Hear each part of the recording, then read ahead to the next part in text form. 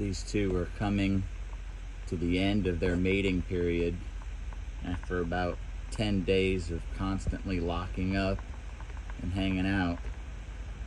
There's always this period of lounging.